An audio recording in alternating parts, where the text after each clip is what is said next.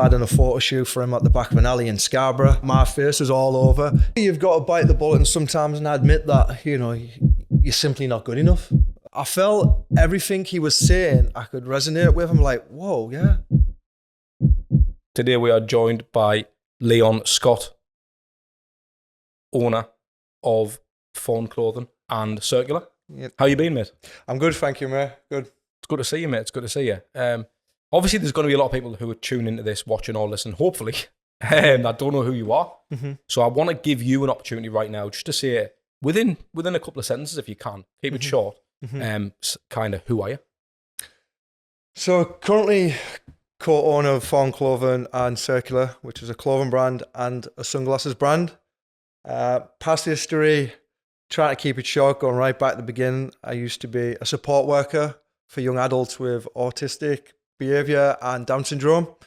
Fast forward, I had a very successful career in modelling, 10, 12 years plus of travelling around the world, modelling for many different brands, as well as featuring in Men's Health Fitness and other magazines. So yeah, here I am now with the two brands and the future ahead of me. So I know that back in your younger days, you started off in the footballing background, didn't you? Mm-hmm. How did that come about? I know it's every young lad's dream to be a footballer. Mm-hmm. Is that something that you shared as well? It was from a very young age. I probably should have mentioned that there. I played for Middlesbrough as a young age. Brought up in South Bank, played for South Bank football team and South Park, went to Middlesbrough. I always believed and thought I was going to be a footballer, like most young kids. That didn't happen at the level that I dreamed of, that I wanted to. But I still had a successful career playing for Darlington. Not in the Premiership, where I always thought it was going to be. But yeah, it's still a successful career. I had a good bit of money from that. Won trophies with Darlington. So all in all, in terms of football, that is where I always thought I was going to go, and a professional footballer. So you're at Darlington. Mm-hmm. What's the career progression then? So obviously you're playing for Darlington. Mm-hmm. Did you have dreams to, you said you want to go all the way. Mm-hmm. Why didn't you get to them top clubs? It was probably you've got to bite the bullet and sometimes and admit that, you're simply not good enough. And sometimes that's a bit of pill to swallow. I know my ability is probably not as good or never is as good as certain players, but my work ethic, my attitude, my beliefs, my determination, that's what brings me forward. That's what drives me forward. And I believe in terms of natural ability, which many people have, but don't have what I have, that's probably why I didn't continue to progress. There is that 1%, that little bit of difference, that little bit of quality that some people are just naturally gifted with. I had to go that extra mile to even try and get near that. So yeah, simply to play at the highest level, I wasn't good enough. But to play I could get away with my ability and my attitude, my determination at the level I was playing at. So was there a defining moment when you actually realised that, when you thought, what it is, I'm not good enough? It was probably at Middlesbrough, when you are there and you're seeing what's around you and you're trying as hard as you can, you're doing it, you're even doing your own work, you're putting in the extra hours, and you're just looking at some of these players and they just flow. It just flows so easy for them. And like I say, it is a bit of a pill to swallow when you think, I'm going to be a footballer. And even when someone tells you you're not good enough, you're still like, as we should and we always will be, I'm going to prove you. Mm-hmm. But it comes to a point of where if you're constantly knocking your head on the same door and not seeing progression, you've got to go to another door and find a different direction, or accept where you are is where you're at and build on something else. And what happened then with you when you wanted to build on something else? Was it a modelling thing you wanted to do? Was it the fact that you were a good-looking lad? Mm-hmm. How did you kind of branch off into okay, I'm not going to get to the ranks in football that I'm after, that I've aspired to do? Obviously, I'm not taking anything away from you. You're still doing brilliant at what you did at that time of your life. Again, even reaching Darlington, people are not getting to that stage. And there's many young lads whose dreams are shattered before that point. So for you, how did you kind of get to the position where you thought, right, okay, I'm not good enough, I accept that, but I'm going to venture into other things? Yeah, so obviously I was still playing. It was like back then, it's Unibond conference type level. And I did have a few people joke on at me, you should be a model. And I'm talking 10 years ago. It was never really I wouldn't say a big thing, but it was not, everyone wants to be a model now. They think there's loads of glam, loads of fame that comes with it.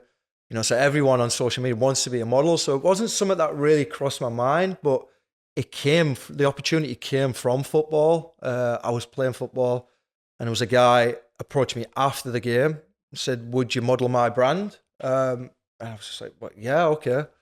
That brand, I'll openly say now, was Circlr, which is one of the biggest brands out there, I believe. And I travelled to Scarborough, done a photo shoot for him down the back of an alley, and it just grew from there. The guy was a plumber. Now the brand, Messi wears it, Ronaldo wears it, and he was a plumber, owned the brand by himself. I done a photo shoot for him at the back of an alley in Scarborough, and I came back from there. I didn't think the first 5 shoots for free.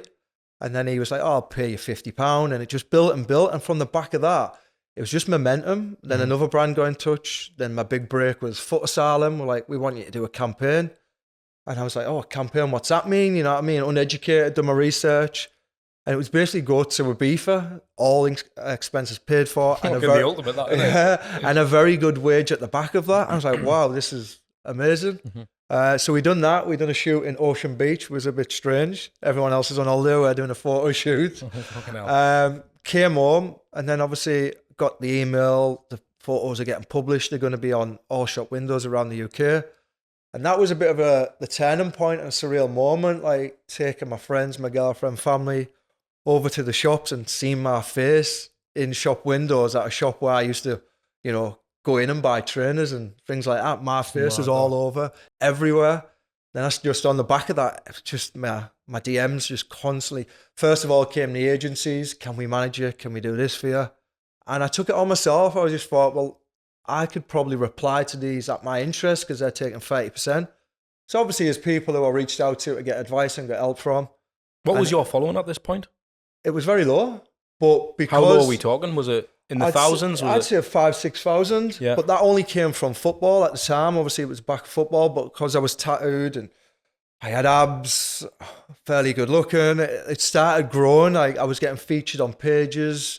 So people put me on their pages with millions of followers. Then they were coming over to mine. So I could see them back then. Again, I wouldn't say it was easier to grow your following, but it was a lot easier than what it is now.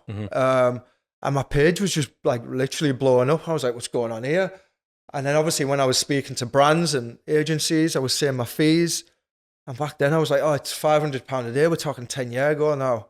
600, 700. They're like, yeah, no problem. I was like, what the hell's going on here? And it was like you hit the jackpot. Yeah, literally. Like I say, and then that's when I realised I can still play football on weekends and midweeks and still travel the world while doing modelling. Yeah. So obviously the football, I carried on at Darlington for 6 years, explained the situation to my manager. Sometimes big opportunities might come where it takes me away from the game. Yeah. He was understanding of that. I just didn't get paid that week. But the modelling made up for that because it was very good pay. And then from then, 10 years, 12 years, 13 years, it was just continuously work. Do you know when you said you were, you kind of went down to Scarborough to do that shoot in the back lane and stuff? I'm assuming the guy who started that brand, you said he was a plumber and stuff like that. Yeah. He was kind of winging it. Because 100%, yeah. So when you got there and you were doing those shoots for free, as you said, what were you trying to get out of it? I've always been a bit of an open book in everything I do. Back then, it was probably the status of I'm a model. I was like, what? I'm a model. I can say I'm a model. You know what I mean? But then obviously over years, over time, that's not who I am. I still to this day believe that I'm not a model. You know what I mean? But back then, when he first said, do you want to model my clothing? It sort of like built my ego as a young lad. It was a flattering, really, yeah, isn't it? Yeah, it was like, oh, what do you do? I'm a model. And, and I get it, you've probably got to go through that stage to then realise that it's not all that. You're a model. You're not that important. You know what I mean? Where some people really think, to this day, I'm not on shoots and they think that the models are the dog's bollocks. You know what I mean? You take my top off, you give me my top, you give me a dressing gown, I put my slippers on, get my makeup on, and I've never been that person to soak that up, although it's good. I've always never respect my manners and where I'm from. I say my please, my thank yous, show me appreciation. I never, when I take my tops off and hand them back, some models give them inside out. You know what I mean? It's just like, would you do it in your own home? So it's all about respect for me. You know what I mean? So yeah, it was probably the status of I'm a model when I first started. And does that respect thing, do you think that was instilled in you from your family?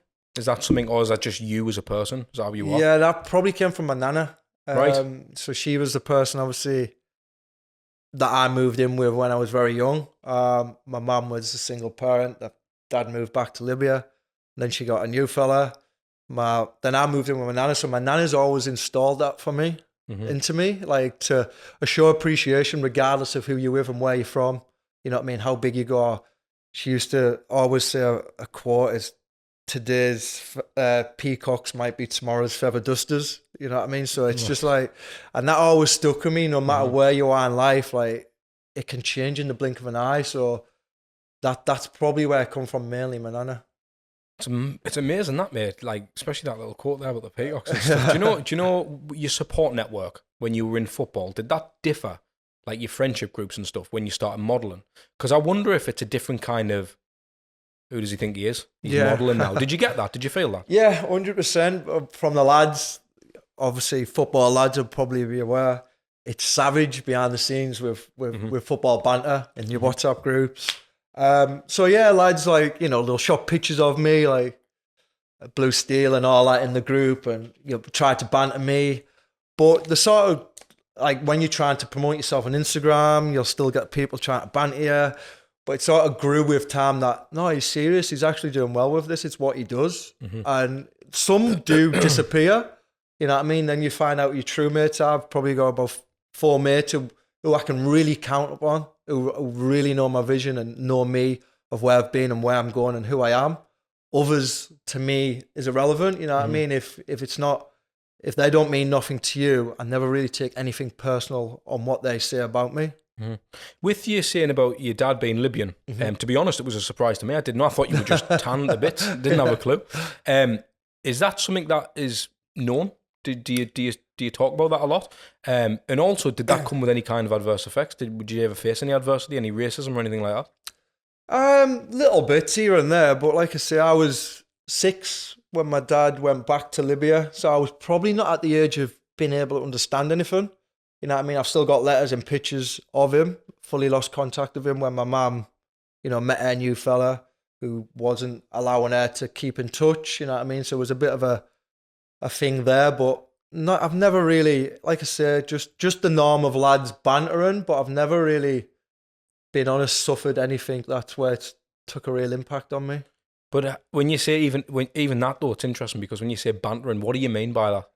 Like lads, like just not being racist, but it's just footy banter, like as you growing up, where's your dad, things like that, you know what I mean? It can be like, it can be taken really bad in the wrong way, you know what I mean? But it's one of them, like, you'd rather allow it to affect you and, play the victim, or you use it to your advantage and grow with it. Is it something that, would you like a relationship with your dad, or is that something that's just dead in the water now? I wouldn't say it's dead in the water, but it's not something where, I don't think it'd make me a better person. I don't think it'd make me a worse person. I don't think it'd just be like, yo, how you doing? What you been up to? I don't think I could have that real connection. There's probably questions where I'd probably want to ask of why he went, but part of that my mum will have answered, that he had to, you know what I mean? But does it ever bother you inside though? That's what I mean. Is it something that's on your mind, or is it literally just, it was when I was a young lad, that kind of was for me? It's never on my mind, no. Probably the things were, like I said, trying to use it to my advantage. Things when I was growing up at the age of 14, 15, my older brother would be taking me to football, or to be honest, my stepdad stepped in and played a really good part in taking me to football. So little things like where, the lads will say, oh, I'll just call my dad to go and do this, or I'll go to the pub. That probably when it pops up and when I think, I wish I had that, but at the same time, it just puts more drive in me to be that person that I had missing. Yeah, I get that. I appreciate that. Like so obviously the Darlington, the modelling came about, you're doing these shoots and stuff, you're starting to get a following now. Do you feel like the man at this point when things start, they're paying you £700 a day, you're flying to Ibiza, you're going to these all beach parties, you're getting a few quid. Is football still in your mindset? Are you still thinking, I'm going to keep doing this thing with Darlow?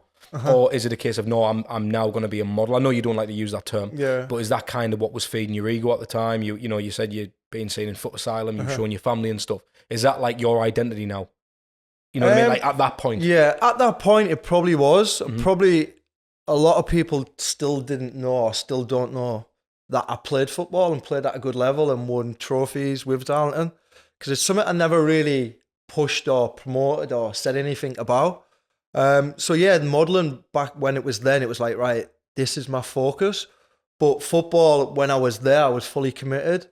And sometimes I didn't like it because if I wasn't there because I was on a modelling job and then I'd play, I'd felt guilty on the lads and on myself, because be like, well, if you're not there, why are you playing? So sometimes it was a little bit of a, an hard pill to swallow, because if you're training every week and then I come and I play instead of you, like, why the fuck's Leon playing? He wasn't there last week. So exactly. I didn't want that with the lads, you know what I mean? But yeah, back then modelling was where football, I probably found my level. The manager understood what I was doing, which he was cool with it. So I knew I couldn't go any higher. I knew I could always go lower, but modelling was paying the money more. So that was where my focus was, really. And for people who don't know much about the modelling industry, how lucrative is that to be a model? Is it like an uncapped thing where you can make millions? Is it, or do you have to be the top of the game to make that kind of money, or is it something that you can make a lot of money in, even being at a lower level? Or do you have to be on the foot asylum billboards? Do you have to be in shop windows? Or is it something you can just do with, regular clothing brands and make good money out of it? I think it's definitely good money to be made in there. But having the thought process and understanding that it doesn't last forever, you've got to have something. You can't just be a model. You've got to have something in the background working on or building on, because it does pay very good money, whether you're using that money to invest into something else or, you're building on it. I probably did go through a short phase of, right, I'm earning up to 1,500 a day and I'm going to buy Gucci trainers, I'm going to buy Gucci tracksuit. And then again, I'm a believer of you've got to probably go through that stage to realize, what am I doing here? You know what I mean?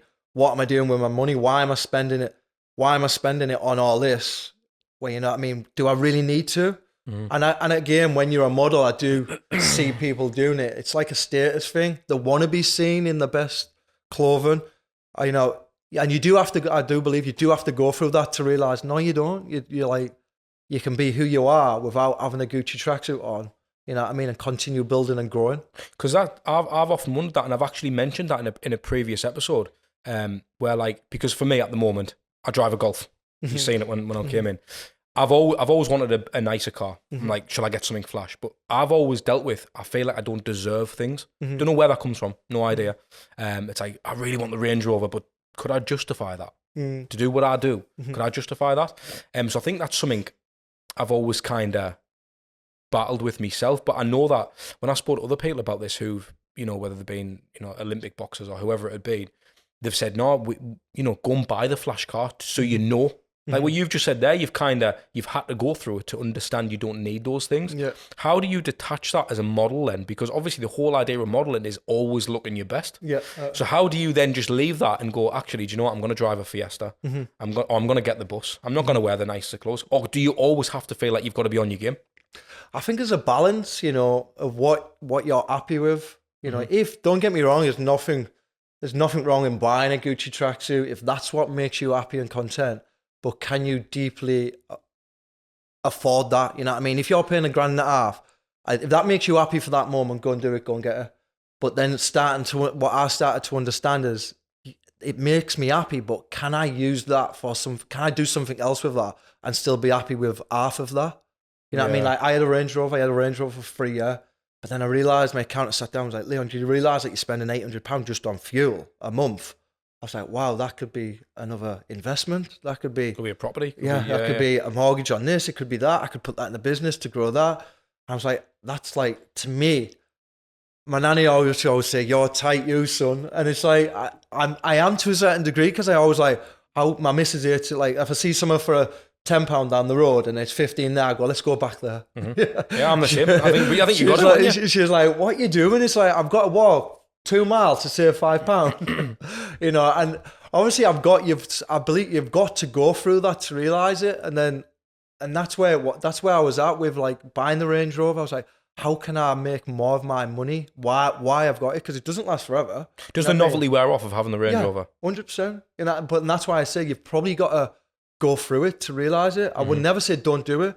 There was that famous picture years ago going about when Jay-Z was just starting off and he's got all gold around his necklace, probably around his neck, probably not worth a lot.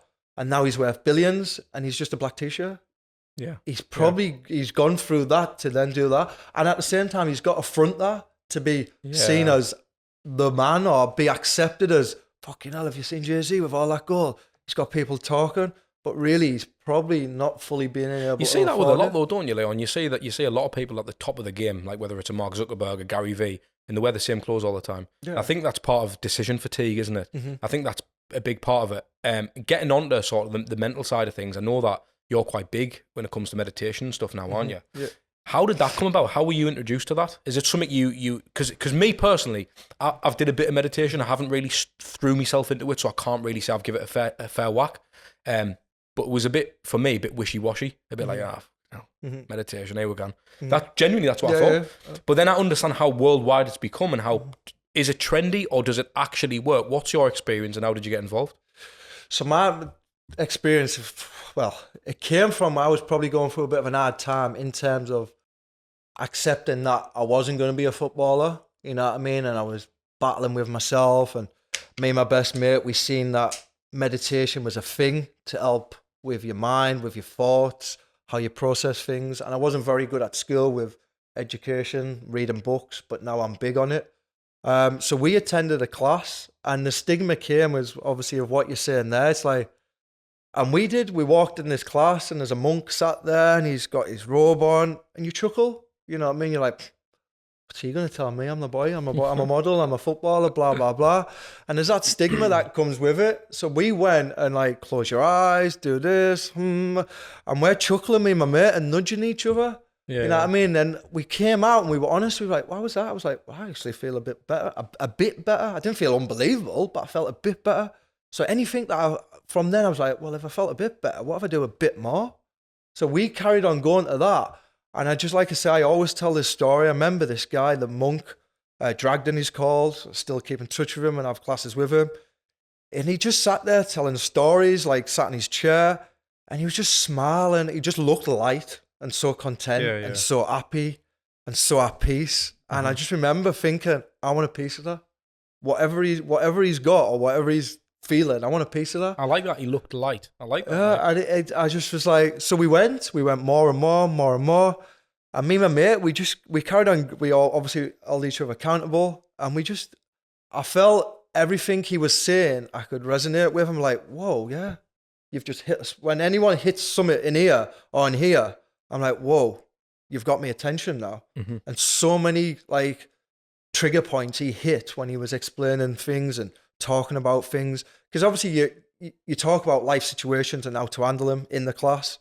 And then you go into meditation and obviously you try to put that into practice within your thoughts and controlling them when they arise, quieting them.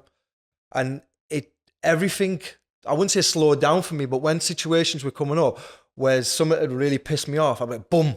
Whereas now, not I'm like, 100. Yeah, whereas now I'm like, is it really that bad?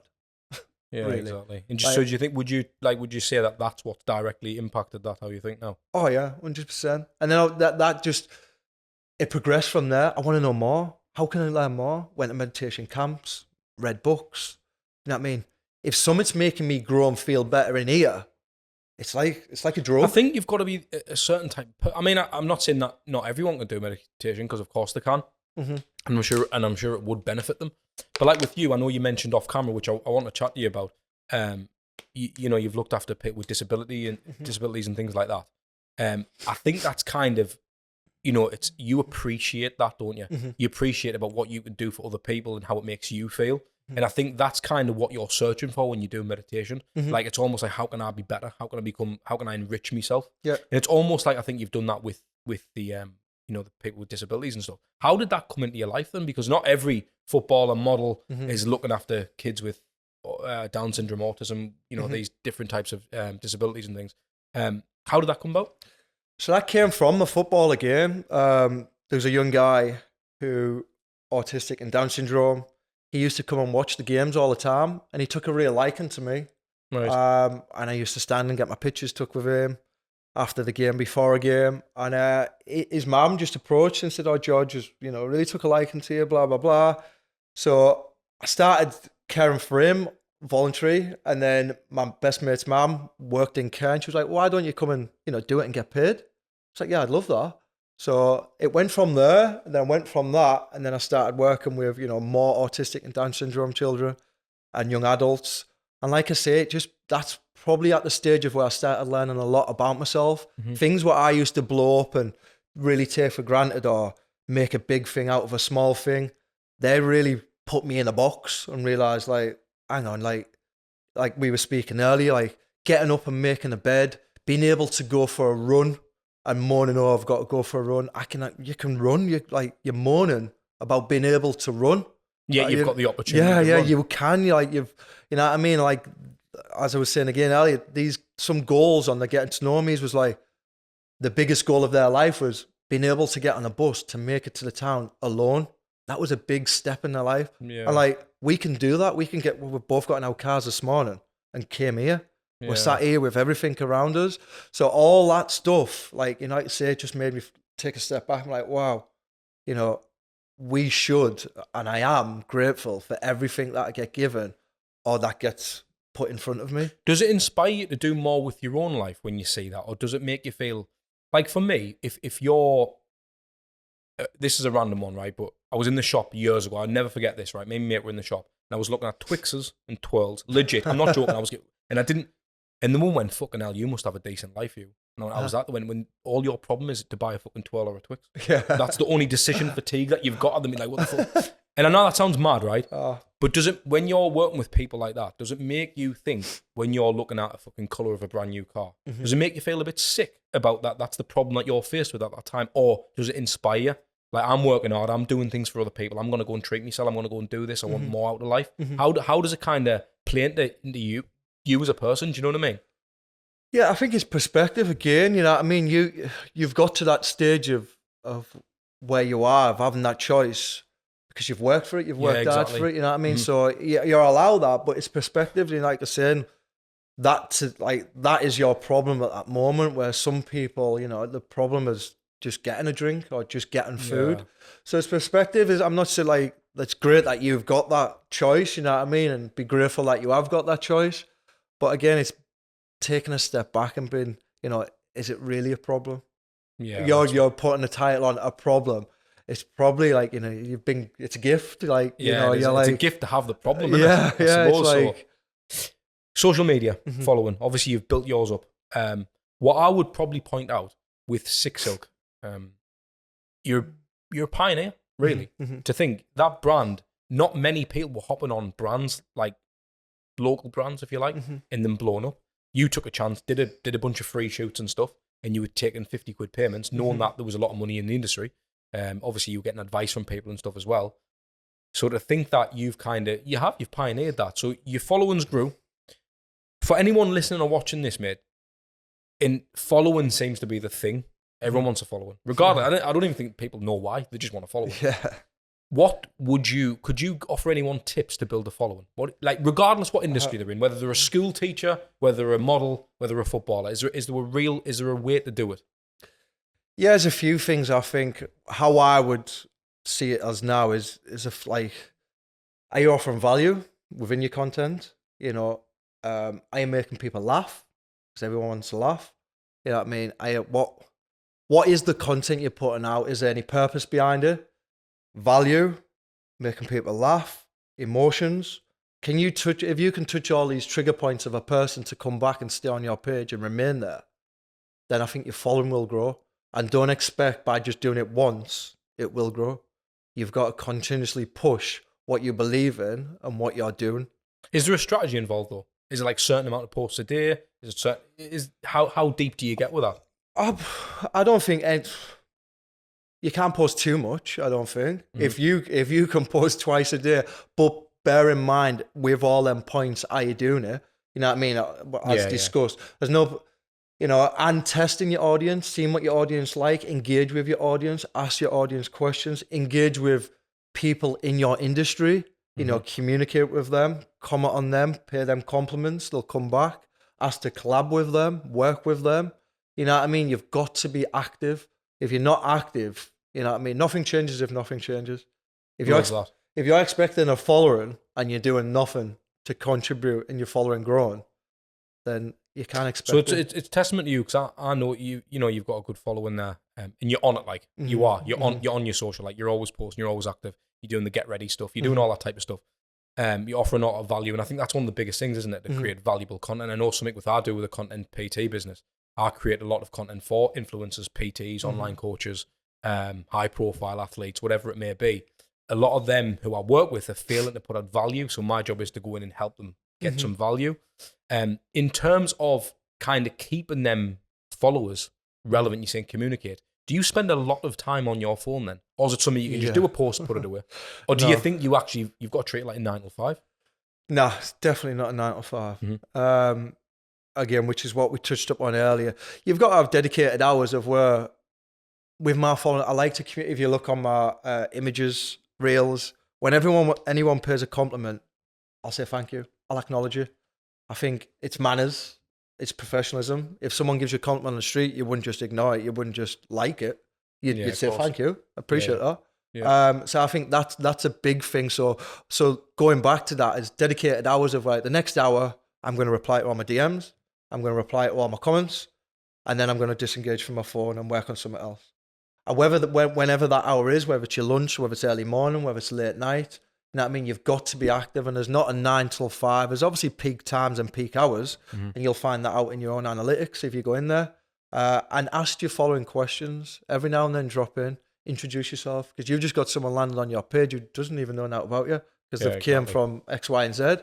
So it's always good to go back to your follower, not only the ones from right at the start, but your new ones with a Q&A, you know what I mean, a little bit about you, and just keep staying active, but involving them in what you're doing.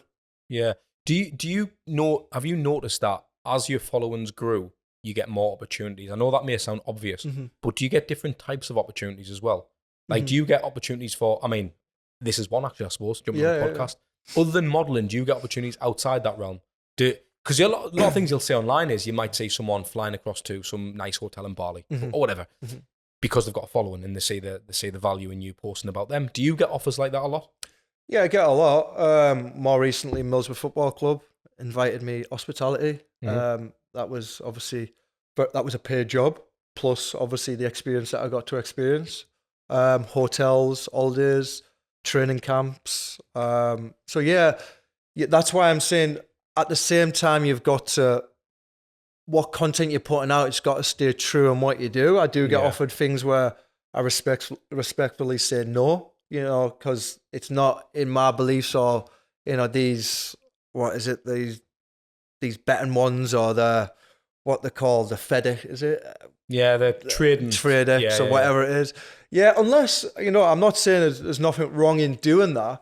But again, if I can be the guinea pig and say, okay, if it works, if I'm going to push it and say, I've earned X, Y, and Z this month from working with you, I'm going to try it first. And if it does work, and if it's proven, then I'll happily promote it. Because you can see it with conviction. Yeah, you know, I've done it. I've tried it. It works. Yeah. I wouldn't just, but I'll give you $2,000, but it's going to damage me. Can you give us an example of an offer you've refused?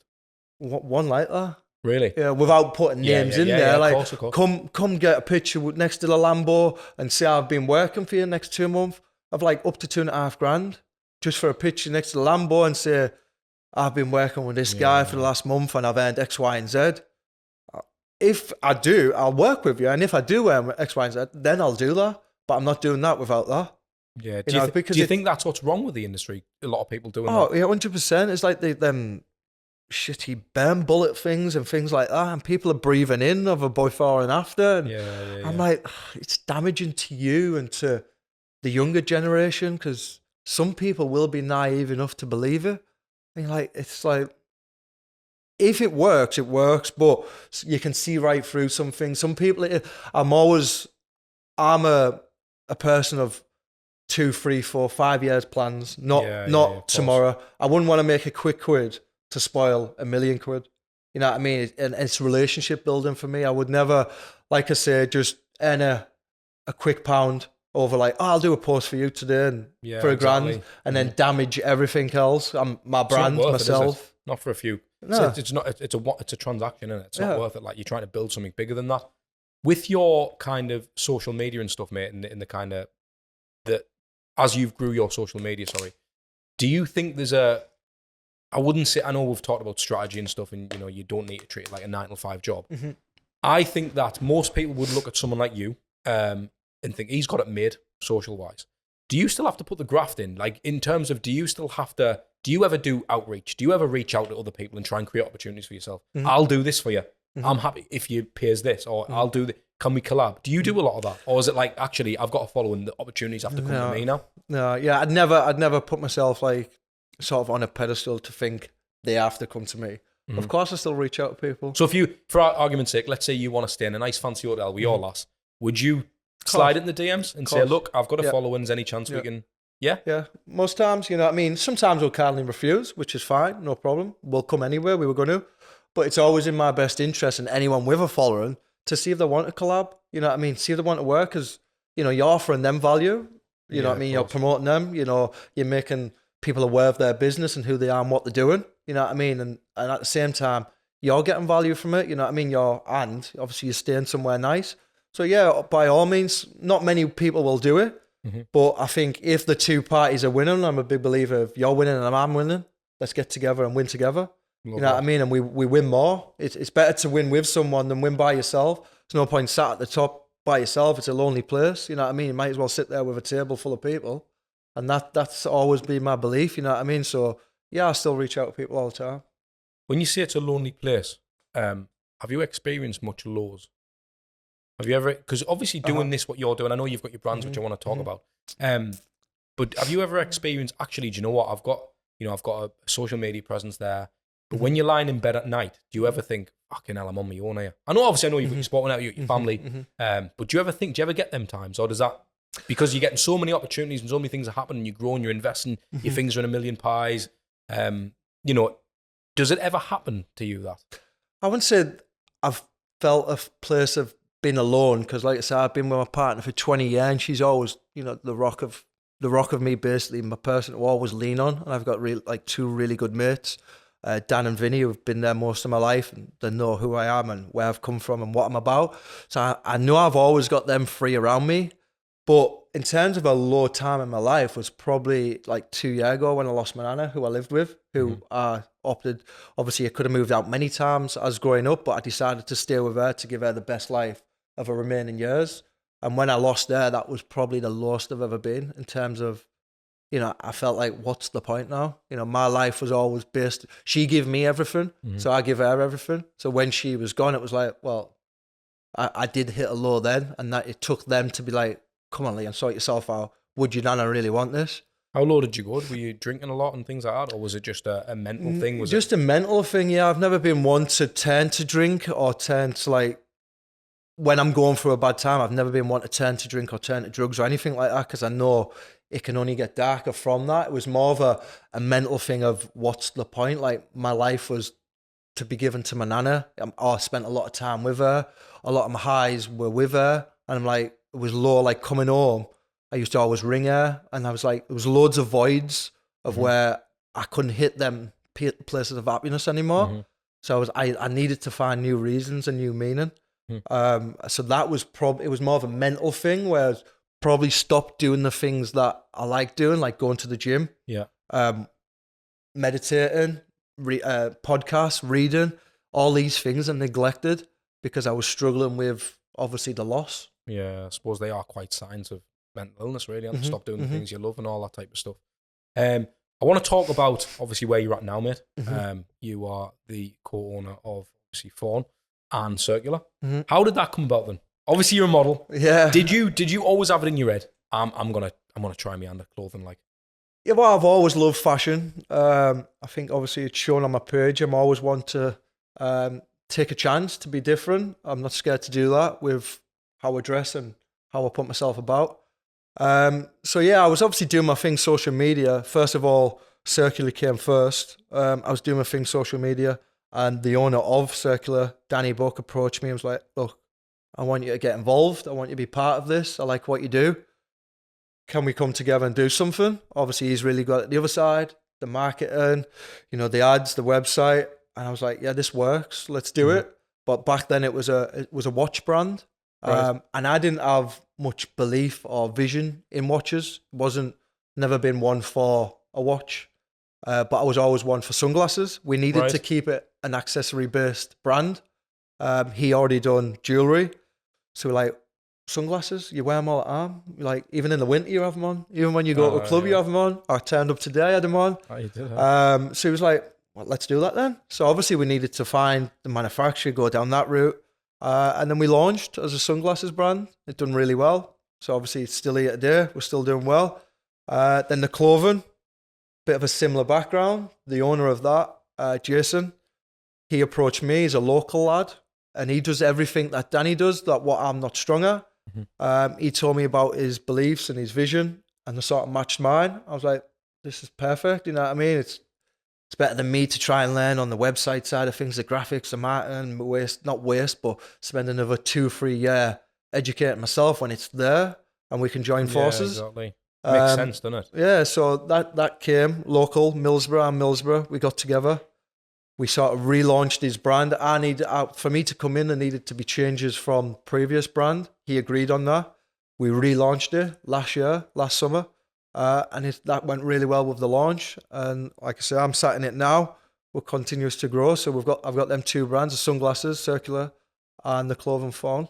Did that feel amazing for you? How you went from watches, you didn't really have a passion for watches and stuff, and you went down the shades route because it was kind of true to you. Do you think for anyone listening or watching who's starting a brand, do you think it's got to be true to them, or do you think you can just do things for money and it'll work? Do you know what I mean? Like, yeah, I know what you're saying. You've got to be passionate about what you do, otherwise it'll get very, very boring and very fake. Yeah, to a certain degree, in terms of like, you're just doing it for the fame or the money? Are you passionate about, like, I love clothing, like going right into details, and sunglasses. I think it's a massive part of an everyday outfit or an everyday look. It can brighten your mood. It can change your look. It can change your personality when you've got it on. Seeing different colors through your lenses, going to clothing, how you dress. You judge someone as soon as you look at them. It's instantly, what trends have you got on, what outfit you got on, and you're already passing judgment. You know what I mean? So them 2 I'm very passionate about, and putting them into that you've got to be passionate. Otherwise, like I say, you'll get caught out and you'll get seen that it won't last forever. Do you know what's absolutely quality about that? When you said that about the shades, like, you're looking through different lenses. That's because you do wear the different shades, aren't they? Like, different colours and stuff. Yeah, they're pink. That I've got. Yeah, like, isn't that mad? Because it's like you're literally giving people a perspective where these bang, and it changes their mood. And I never thought like that. Never really. That's fucking quality. So obviously, for anyone again starting out in this, I don't want you to give away all your secrets and stuff.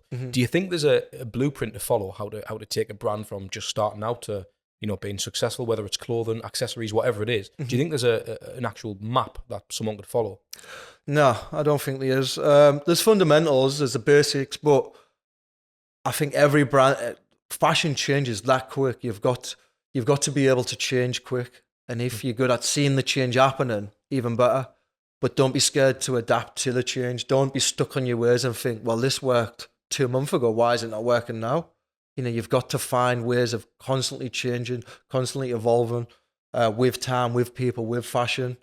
So I think the main thing is a lot of people, just don't start because they think they've got to have everything in place. Yeah, that's right. Like, even to this day, I wouldn't say winging it. That's probably a bad word to use, but to a certain degree, a lot of brand owners are. Like, I am 100% winging it. Yeah, and you've got to. It's no, like, I would never say to a young person watching this, oh, you've got to have this in place, that in place. Just start and figure it out. You know what I mean? Because if you just start now, it's only going to change next week and next month. Things are always changing. Speak to people who have done it or are doing it, and just, they will give advice, speak to them, reach out to them. If they don't, just keep going yourself. You'll hit a point of where it's like, I need to figure something out here for this to work. But do you think you need to get your latest t-shirt on an influencer? Or do you think you can just do it without that? Or do you think you really need that social media presence? If you can do it without that, that's where true powers are. If it's organically, then that's off to you. But there's nothing wrong with also doing that. You know, if you've not got your t-shirt on your favorite influencer or your favorite celebrity, don't be too disheartened. Just concentrate on your product. Concentrate, and they will eventually come to you. Like we've started, people reach out, oh, Leon, that looks cool. Do you mind sending me it? And then once you start getting that, that's obviously when people start believing what you're doing. But if the product's not right and it does hit your influencer or the favorite person, you've lost that. You've lost that touch, feel, connection, that look, feel. Now, are they really going to continue to come back? So I'd really focus on your product first and what you're delivering and what you're giving. So you launched in the summer. Was that of last year, you said? Yeah. What's your goal? Just continue building and growing. At what point? Do you have an exit strategy in your mind? Is it, or do you want to be the guy who makes a shitload of money? Or do you want to be the guy who is known to do this in clothing? Right now, long-term plan is just to continue growing. I don't have no exit strategy or investment plans. But the main goal in my head, in my mind, is to be free, to be able to do what I want when I want on my time. You know, like for example, when I do have kids, and to take holidays when I want, to do what I want in my time while I've got something in the background growing and working. So it's freedom. That is my main goal in life, freedom. You know. And do you want a family? Yeah, 100%. Anytime soon, or hopefully, yeah. Yeah, yeah. Nice. So then what? So you want your financial freedom. You obviously want to grow a family, and potentially travel. Do you see yourself staying in the northeast of England? Do you see moving away? How does life look for you in 10 years' time? Well, I love the sun, so so you'll not be in the northeast. No. Okay. But then again, we've just built a house in Middlesbrough, myself and my partner. So at the minute, that is our dream home, what we've spent a lot of time and a lot of money building. So that is home, I would guess, and will always remain home. I would like to invest and build homes or go elsewhere where there's sun. So yeah, growing and traveling is something that I've always loved and always will do. Me and my partner traveled around Bali, Singapore, Dubai. We done like 6 weeks here and there. So learning different, you know, areas of the place and how they cope with things and deal with things is something that interests me. So traveling more is something that really interests me to do more. Amazing, mate. I must ask you, obviously, are you fully tatted? Yes, apart from my bum. All right. Is that going to get done at all? And yeah, you don't tattoo your ass? Yeah, just my cheeks. There's only a cheek. Obviously, we're tatted right up to here. My abs right there. And my feet. I need to do my feet. So on your neck? Yeah, that was a big one, you know. My missus, there was a point of where I was like, I'm getting it. I'm getting it. And obviously, I need to bear in mind her feelings and families and growing. And she was like, I don't think you do. So as funny as it sounds, we both sat down and put like the pros and cons on. And it was like, and in the end, there was more the latter. So we decided not to, as much as I wanted to at that time. We had to see the bigger picture. Why did you go for it? Is it something you just started getting little pieces of, or did you want to be covered? It came from my first back piece when, you know, David Beckham got that angel and it was stood like, so I got that. And then it's sort of like it becoming a bit of an addiction. But from the back of that was probably the least meaningful tattoo on my body. Then after that, it sort of come like a little experience that I had. I wanted to remember it by putting it on me. And a bit like a journal, but a journal of tattoos on my body. You know, I've got this side's a good side and that side's a bad side. So I like to embrace, even though at the time it's seen as a bad side, I like to remember it as something that happened that I learned something from. What's your favourite? I'd probably say my leg of legends right now. Right. It's people who obviously I've looked into and researched and learnt about them and seen what they've contributed in life or within themselves. So that's why I call it a leg of legends. There's going to be a lot of people who don't have tattoos, mate. Do you think tattoos change the way people look at you? They used to, I think. In particular, visible tattoos where you could see, like my hands were a big thing. People would look at them. But now I think it's sort of the norm. I think it's like really acceptable to be seen with tattoos. Again, it's still, you know, unsure whether if it's on your hands or your necks or your face or your head. It's a bit like, we're not too sure about that. But tattoos that can be covered up, I think, yeah, no one looks at them any longer as like, oh, you're different. What have you done there?